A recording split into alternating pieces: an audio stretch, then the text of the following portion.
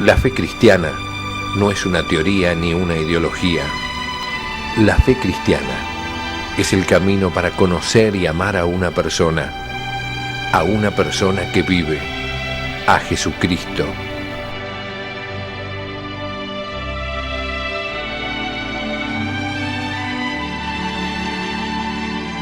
La fe cristiana, un curso del Instituto de Formación Teológica por Internet que quiere ayudarte a crecer en el amor a Jesús, nuestro Señor.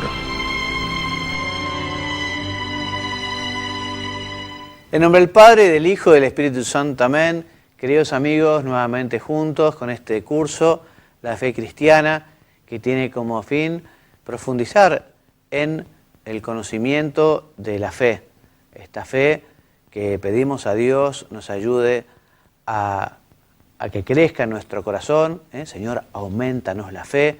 La fe es un don sobrenatural, pero también el conocimiento de esa fe nos ayudará a preparar nuestro corazón para que ese don también vaya calando en el alma. Quien escuchó el programa pasado quizá recuerde que estamos hablando del misterio de la encarnación, ¿no? Un tema importantísimo.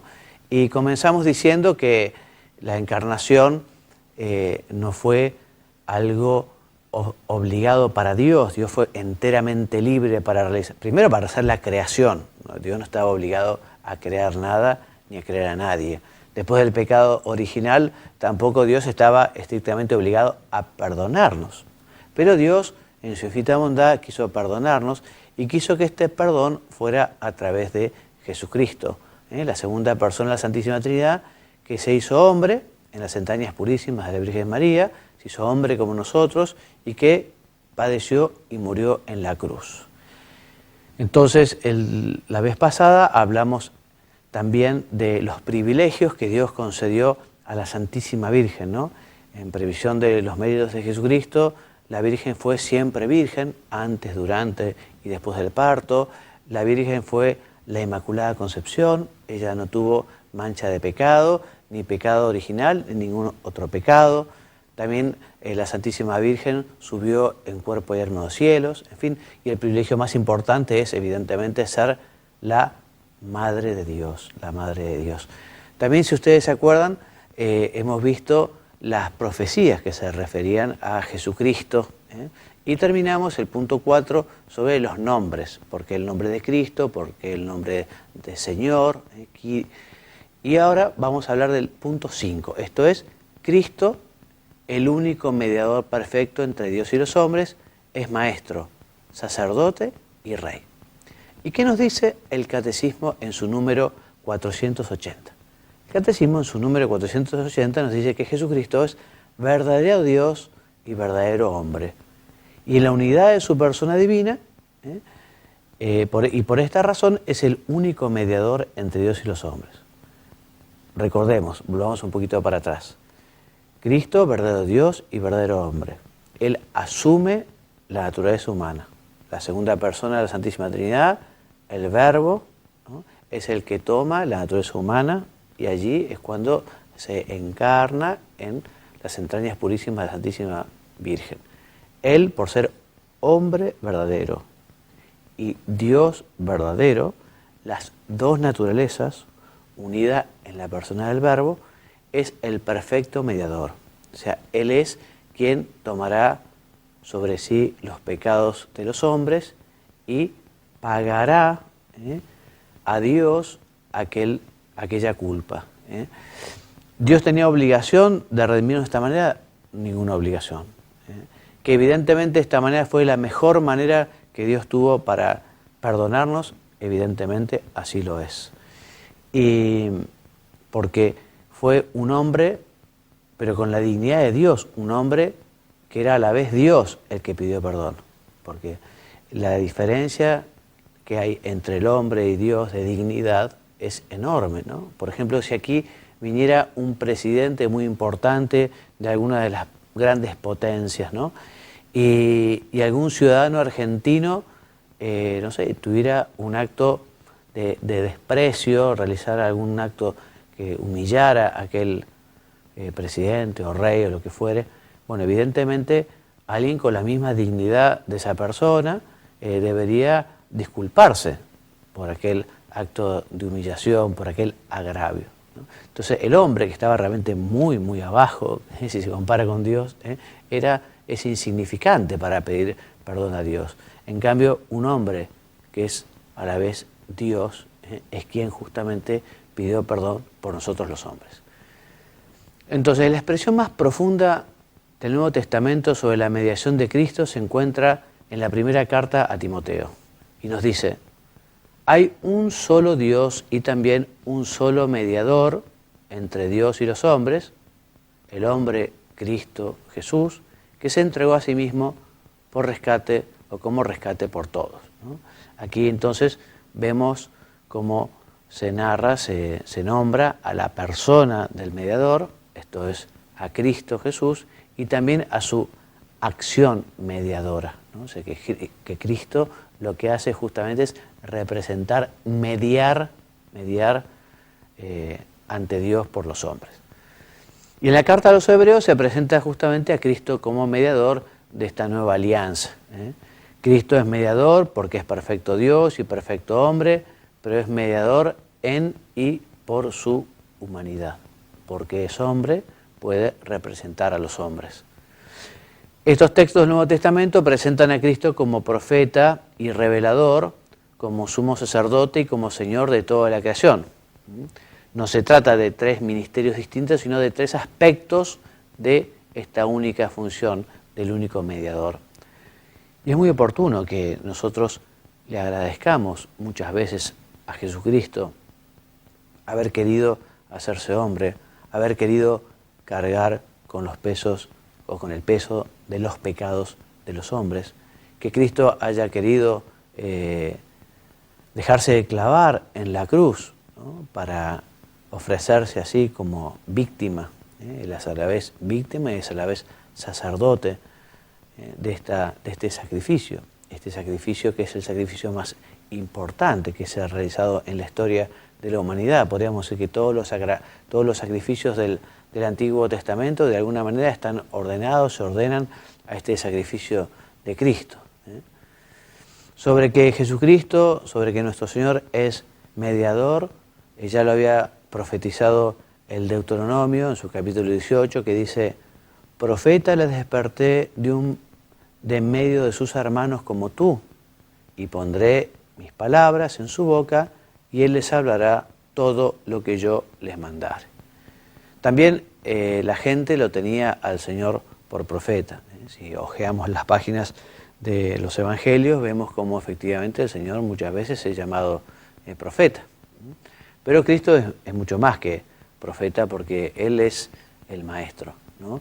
Aquel que enseña por propia autoridad, también lo recordamos, como dice la Escritura, ¿no? Enseña como quien enseña la verdad, una autoridad que hasta entonces desconocía y dejaba muy sorprendido a quienes lo escuchaban. El carácter supremo de las enseñanzas de Jesús se fundamenta en el hecho de que es Dios y hombre. Por esto murió. Jesucristo dio la vida justamente porque se llamó a sí mismo Dios y dijeron que blasfemaba, que se hacía como Dios. Y Jesucristo no lo desmintió en ningún momento. Jesús no solo enseña la verdad, sino que Él es la verdad con mayúscula, la verdad hecha visible, en carne como nosotros. Cristo, Verbo eterno del Padre, es la palabra única, perfecta e insuperable del Padre. O sea que tenemos que tener un gran afán por conocer la palabra hecha carne, también conociendo la palabra de Dios en la Escritura. Tenemos que conocer y amar a Jesucristo, tenemos que leer la Sagrada Escritura con muchísima devoción y con muchísima piedad, aprendiendo justamente de Jesús, que es nuestro modelo, y también dejando al Espíritu Santo que ilumine nuestro corazón, que nos hable en nuestro entendimiento, que entendamos, que conozcamos.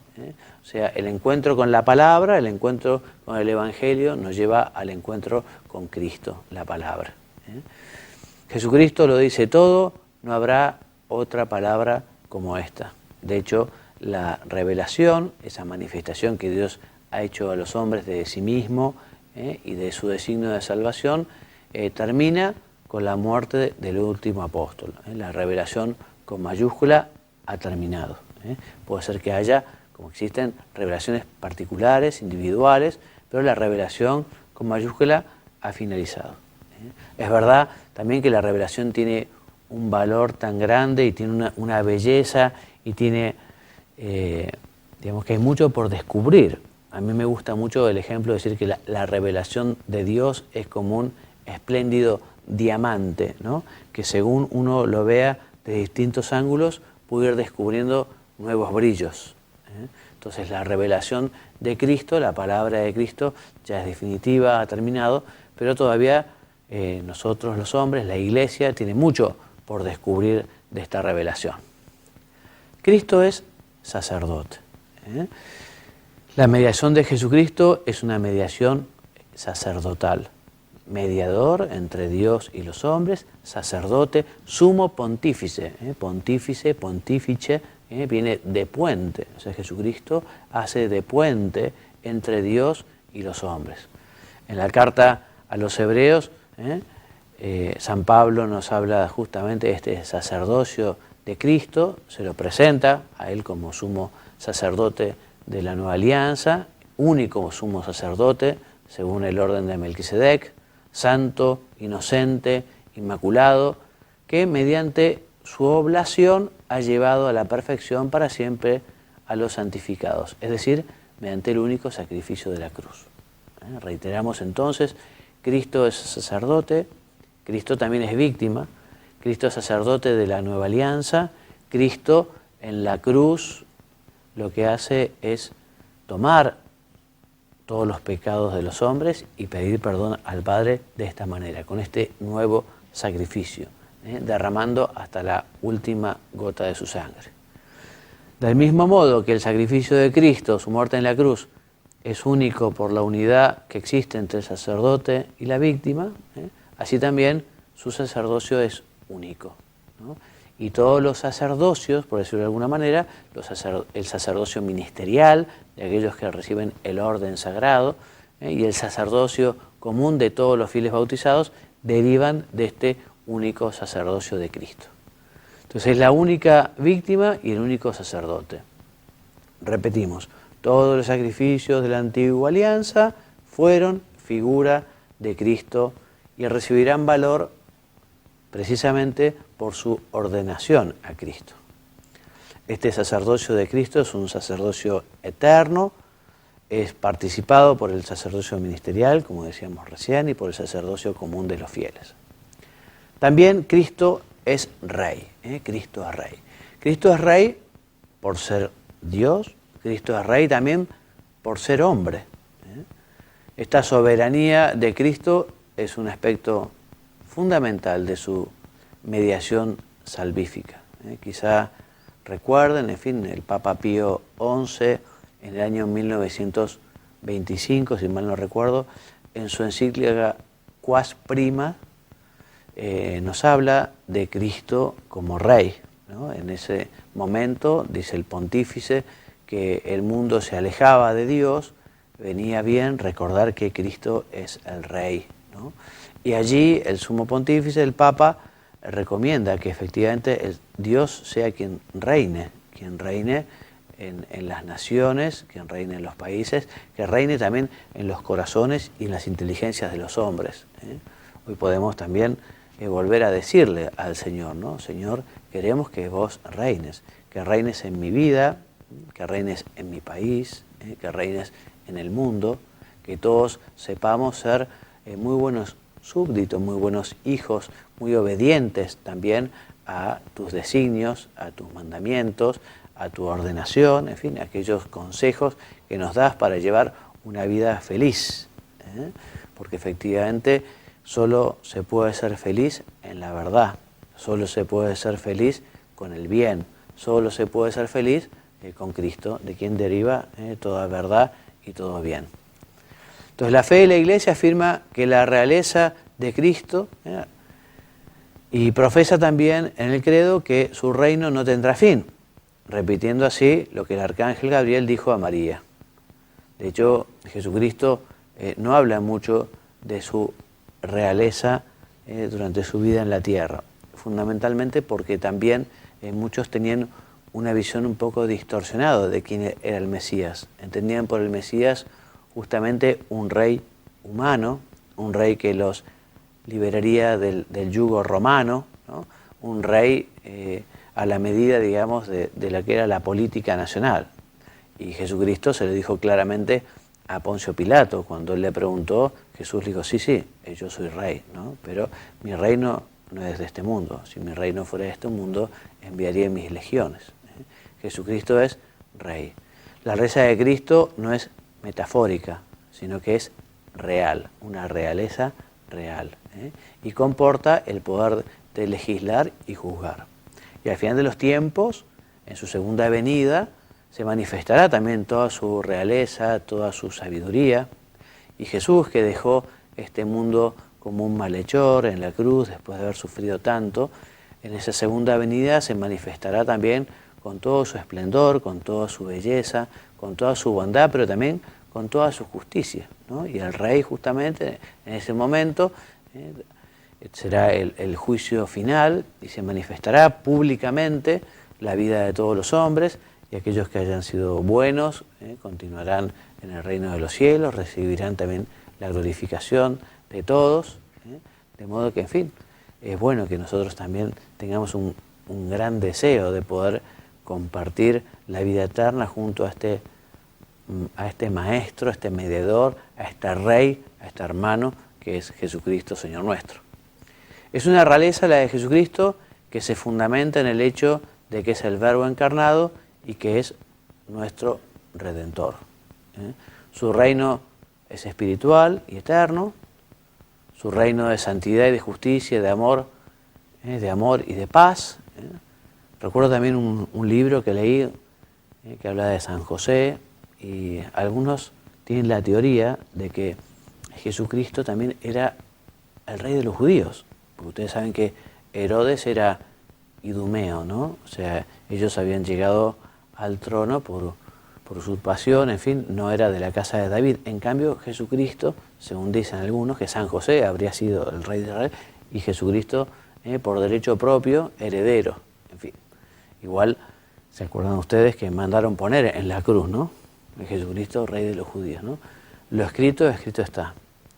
Jesucristo, podemos decir, y lo sabemos, rey de los judíos y rey de la humanidad, rey de todos los hombres. Y queremos que efectivamente Jesucristo reine. A ver qué hacemos nosotros también, ¿no?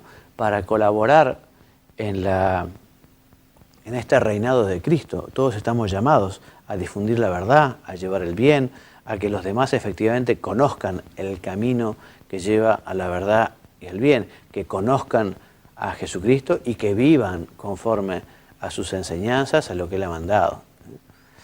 Cristo ejerce su realeza atrayendo así a todos los hombres por su muerte y su resurrección. Cristo, Rey y Señor del universo, se hizo servidor de todos, no habiendo venido a ser servido, sino a servir y dar su propia vida en rescate por una multitud. O sea que además el servicio de Cristo es un servicio que se caracteriza por, el reinado de Cristo se caracteriza por su servicio. Nosotros queremos imitar también la realeza de Cristo, sirvamos como Cristo. Yo no he venido a ser servido, sino a servir.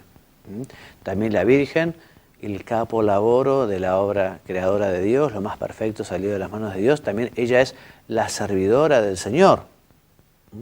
Y al mismo San José se lo llama el servidor fiel y prudente a quien Dios confió su familia.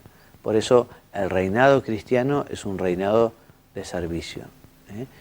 Si nosotros queremos reinar, si queremos imitar a Jesucristo, sirvamos a los demás. Sirvamos a los demás siéndoles útiles, ayudándolos, estando a su disposición. O sea, puede ser bueno pensarlo esto un poquito ahora, ¿no? Haciendo un examen de conciencia. Y yo realmente estoy sirviendo a los demás, ayudo a los demás pueden contar conmigo, tengo este espíritu, digamos, de estar abierto a los requerimientos de los demás, o no, o estoy en mis cosas, con mis problemas, con mis cuestiones. Realmente estoy abierto a ayudar al prójimo y soy como ese buen samaritano, o no, o sigo viaje con mis cosas, porque tengo muchas cosas importantes que hacer y esas cosas resulta que no me permiten ocuparme de los demás. Queremos reinar, sirvamos, imitemos a Jesucristo, ocupémonos de los demás, ayudemos a los demás. El Catecismo, en su número 783, enseña que todos los fieles participan de estas tres funciones de Cristo y tienen la responsabilidad de misión y de servicio que se derivan de ellas. O sea, todos los fieles tenemos, digamos, la misión profética, la misión también de santificar, la misión de enseñar, al igual la hemos recibido de Cristo y tenemos que realmente cumplirla, vivirla. Bien, punto 6. Toda la vida de Cristo es redentora. Jesucristo nos redimió en la cruz, pero también Jesucristo nos redimió durante su vida oculta, también nos redimió el Señor cuando era un niñito. Toda la vida de Jesús es redención. Entonces, por lo que se refiere a la vida de Cristo, el símbolo de la fe no habla más que de los misterios de la encarnación, esto es de la concepción y nacimiento, y de la Pascua, pasión, crucifixión, muerte, sepultura, descenso a los infiernos, resurrección y ascensión. Pero no dice nada de los misterios de la vida oculta y pública de Jesús. Pero Jesús también nos redimió con su vida oculta, con su trabajo, 30 años trabajando con su Padre. Todos esos años también son redentores, también son salvíficos. Repetimos, toda la vida de Cristo es redentora y cualquier acto humano suyo posee un valor trascendente de salvación. Incluso los actos más sencillos y aparentemente menos importantes, en ellos hay un eficaz ejercicio de su mediación entre Dios y los hombres. Esta doctrina la entendió con especial profundidad San José María Escrivá, que ha enseñado justamente a transformar todos los caminos en caminos divinos, en caminos de santificación. Y en el número 36 de su libro Es Cristo que pasa, escribe y dice: llega la plenitud de los tiempos y para cumplir esa misión nace un infante en Belén. Es el Redentor del mundo, pero antes de hablar, ama con obras. No trae ninguna fórmula mágica, porque sabe que la salvación que ofrece debe pasar por el corazón del hombre. Sus primeras acciones son risas, lloros de niño, sueño inerme de un Dios encarnado, para enamorarnos, para que lo sepamos acoger en nuestros brazos. O sea que el Rey de Reyes y Señor de Señores, el Creador del cielo y la tierra, quien nos ha redimido, lo ha hecho durante toda su vida, con todas sus acciones. Los años de vida oculta de Cristo son una simple preparación para no son una simple preparación, sino auténticos actos redentores orientados hacia la consumación del misterio pascual. Por eso tiene gran relevancia teológica el hecho de que Jesús compartió durante la mayor parte de su vida la condición de la inmensa mayoría de los hombres, una vida cotidiana, una vida corriente, una vida de familia, una vida de trabajo. Y así Nazaret nos da una lección de vida familiar, una lección de trabajo, porque Cristo también realiza la redención durante esos años de vida oculta. Así Él, creciendo y viviendo como uno de nosotros, nos revela que la existencia humana, el quehacer corriente ordinario, tiene un sentido divino. Podemos imitarlo al Señor también en esto, podemos parecernos a Cristo también trabajando bien, viviendo santamente nuestra vida en familia. Muy bien, y así terminamos entonces con nuestra lección de hoy, así terminamos con el tema 9. Como bibliografía básica pueden acudir entonces al Catecismo de la Iglesia Católica, en su número 484, 570, 720, 726, 963 a 975. También el libro del Papa Benedicto XVI, Jesús de Nazaret. También, como lectura recomendada, pueden leer el libro de Juan Luis Basteros Elizalde, María Madre del Redentor, o el libro de Ponce Cuellar, María Madre del Redentor y Madre de la Iglesia, el libro de Fernando Caris y Mateo Seco, y Riestra, El misterio de Jesucristo.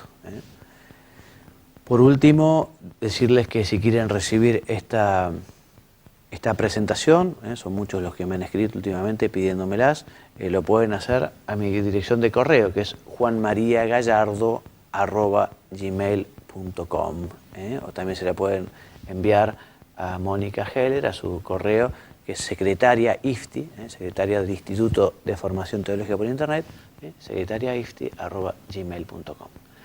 Muy bien, bueno, hemos desarrollado un tema realmente apasionante. Gracias, Señor, por haber querido ser hombre como nosotros. Gracias, Virgen Madre nuestra, por haber querido ser la Madre de Dios, ¿no?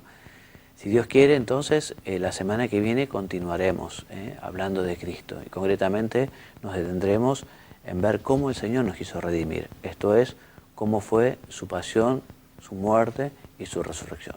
Me despido enviándoles un gran saludo y también mi bendición. Que Dios los bendiga y los haga muy santos. Amén. Muchas gracias.